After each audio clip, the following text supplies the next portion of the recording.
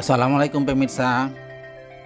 Film Onde Mande merupakan film yang mengangkat budaya Minangkabau, Sumatera Barat berdasarkan kisah kehidupan masyarakat desa Sigiran di pinggir Danau Maninjau. Warga Minang, Sumatera Barat patut bangga film ini berhasil masuk daftar film yang terpilih mengikuti Far East Film Festival di Italia tahun 2023. Keikutsertaan film Indonesia di festival tersebut menjadi sebuah langkah maju untuk mengharumkan nama Indonesia di panggung internasional. Tentunya ini menandakan kualitas film Indonesia tak dapat dipandang sebelah mata. Onde Mande menceritakan tentang warga desa yang tinggal di tepi Danau Maninjau. Seorang pensiunan guru bernama Angkuwan Ridwan Sultan Pangeran berhasil memenangkan sayembara senilai 2 miliar dari perusahaan sabun. Angkuwan menyaksikan pengumuman kemenangannya saat mampir di Lapau Daam dan istrinya Nita sambil meneguk secangkir teh telur. Ia pun mengaku bahwa uang tersebut ingin diprioritaskan untuk pembangunan serta kemajuan desa. Demi mengklaim hadiah tersebut, Daam dan Angkuwan berencana pergi ke Kota Padang keesokan harinya. Namun Angkuwan justru ditemukan dalam keadaan wafat di tempat tinggalnya. Angkuwan tidak meninggalkan ahli waris, dia tinggal sendiri di rumahnya. Istrinya pergi meninggalkannya karena tidak betah tinggal di desa Sigiran. Istrinya bernama Nizam, memilih merantau ke Jakarta membawa anaknya sematawayang. Tak ada kabar berita selama puluhan tahun. Informasi wafatnya Ridwan Sultan Pangeran tidak langsung dilaporkan ke pihak perusahaan sabun. Daam ingin mengumpulkan aparat desa untuk berunding karena sayang kalau uangnya itu dilewatkan, sementara cita-cita Angkuwan adalah untuk membangun desa. Setelah sejumlah perangkat desa berkumpul, mereka menyiapkan strategi besar untuk mengamankan hadiah sayembara tersebut. Daam dan istrinya Nita, Ketua RT Danas, dan Haji Ilyas bertemu di Lapau Daam. Mereka membicarakan bagaimana supaya hadiah itu diterima dan dipakai untuk membangun desa. Haji Ilyas marah, dia langsung menolaknya. Dosa, katanya. Saya tak mau dilibatkan perbuatan tercela seperti ini. Haji Ilyas langsung pergi meninggalkan Lapau tersebut. Sebaliknya Daam, Nita, dan Danas, Ketua RT dan seorang aparat RT sepakat melanjutkan rencana mereka demi membangun desa mereka. Daam menelepon pihak perusahaan sabun dari kantor RT dan mengatakan bahwa dia adalah pemenang hadiah tersebut. Sementara itu Haji Ilyas masih kesal, namun dia kepikiran terus. Istri Angkuwan, Nizam, adalah saudara Haji Ilyas. Nizam meninggalkan suaminya, tak pernah ada berita. Dia berpikir keras untuk mencari Nizam dan mencari dokumen tentang Nizam. Diketahui Nizam pergi ke Jakarta dan berjualan kain. Di lain pihak, perusahaan sabun yang akan memberikan hadiah sebanyak 2 miliar itu mengutus Anwar dan Dadang untuk pergi ke Sigiran meninjau Sumatera Barat. Anwar adalah pemuda asli Minangkabau. Ayah dan ibunya asli orang Minang. Namun dia tak pernah ke Sumatera Barat dan tak pandai berbahasa Minang. Namun perusahaan sabun tetap mengutusnya. Mengetahui akan ada utusan dari Jakarta untuk memverifikasi data Angkuwan, Daam, Nita, Danas panik alang-kepalang. Namun Nita berusaha tenang Dia mempunyai banyak akal dan rencana. Daam dan Nita mempunyai 2 orang anak, yaitu Simar yang bekerja sebagai guru SD dan Afdal. Kedua anak itu diminta membantu ibunya dalam mengakali kedua utusan dari Jakarta tersebut. Hal ini membuat ketegangan dan kelucuan. Bagaimana mereka mengakali kedua utusan perusahaan sabun tersebut, mulai dari Afdal yang mengempeskan ban mobil, sampai Daam yang mengatakan Angkuwan sedang berkunjung ke rumah saudaranya di Lubuk Basuang.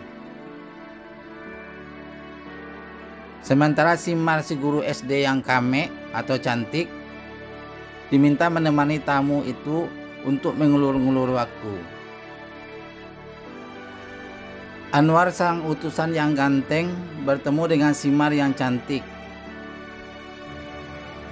Mereka saling pandang di lapau Daam. Tampak Anwar suka dengan kecantikan gadis desa yang polos dan cerdas itu.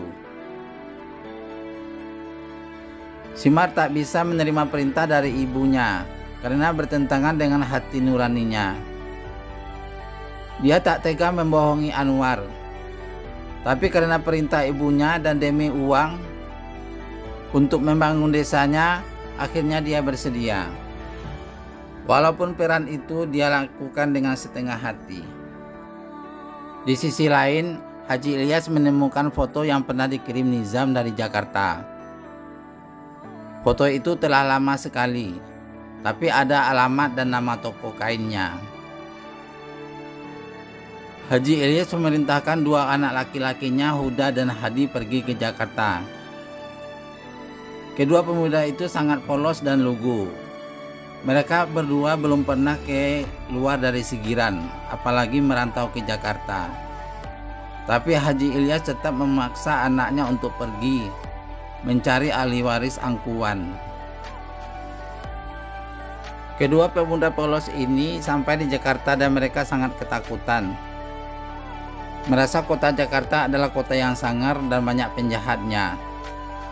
Terdapat beberapa kelucuan yang menggelitik penonton dalam situasi ini. Di Sigiran, Anwar mulai gelisah. Sudah 2 hari dia di meninjau tapi belum juga bertemu dengan Angkuwan, si pemenang sayembara. Bos perusahaan sabun menyuruh kembali ke Jakarta dan sayembara undian akan diulang lagi. Tak mau tugasnya gagal, Anwar meminta alamat Angkuwan di Lubuk Basung. Dia berinisiatif sendiri mencari Angkuwan ke tempat itu. Nita selalu tidak kehilangan akal. Dia meminta anaknya Simar menemani Anwar dan Dadan ke Lubuk Basung, dan meminta anaknya Afdal untuk mengerjai mobil mereka supaya mogok di jalan. Akhirnya mereka bertiga pergi, Anwar, Dadan, dan Simar. Benar saja mobil mereka mogok. Namun Anwar tidak putus asa. Dia menanyakan adakah cara lain untuk sampai ke tempat tersebut. Ada, kata Simar, tapi naik perahu, cuman muat 2 orang. Dan Anwar dan Simar pun pergi naik perahu. Kembali ke Jakarta, Huda dan Hadi sudah menemukan toko Nizam dengan bantuan 2 orang preman yang awalnya dia pikir adalah penjahat. Penjaga toko mengatakan Nizam telah meninggal 6 tahun yang lalu dan toko itu sekarang miliknya. Namun Nizam mempunyai anak tunggal yang bernama Aan. Aan tidak mau melanjutkan toko ibunya dan memilih bekerja di sebuah perusahaan. Nomor telepon Aan sudah mereka dapatkan dan Hadi menghubungi nomor itu. Nomor itu tak bisa dihubungi, tak aktif atau di luar jangkauan. Namun Hadi terus menghubunginya dan mengulang-ulangnya tanpa putus asa. Di danau meninjau, Simar dan Anwar sedang mengayuh sampan. Tiba-tiba telepon Anwar berbunyi. Padahal selama berada di desa Sigiran, selalu tidak ada sinyal.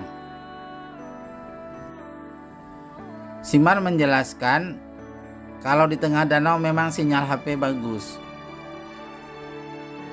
Anwar mengangkat telepon itu. Telepon dari Jakarta. Ada orang yang mencarinya. Orang itu mengaku dari Sigiran Meninjau, Sumatera Barat. Karena anak itu adalah ahli waris dari Angkuwan. Ternyata Aan yang dicari Huda dan Hadi ke Jakarta adalah Anwar sendiri,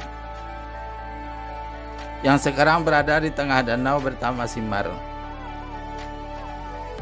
Film ini hening sesaat. Terjawab sudah semuanya. Anwar dan Simar kembali ke desa Sigiran. Ketemu sudah ahli waris Angkuwan. Ternyata ahli warisnya adalah Anwar yang datang untuk memverifikasi keberadaan Angkuwan sendiri yang ternyata adalah ayahnya. Penduduk desa membawa Anwar ke kuburan ayahnya. Film pun ditutup dengan hening dan haru. Demikian pemirsa, film yang recommended untuk ditonton. Namun saat ini mungkin sudah tidak tayang lagi di bioskop. Pemirsa yang belum menontonnya bisa menonton kalau nanti diputar di televisi. Assalamualaikum.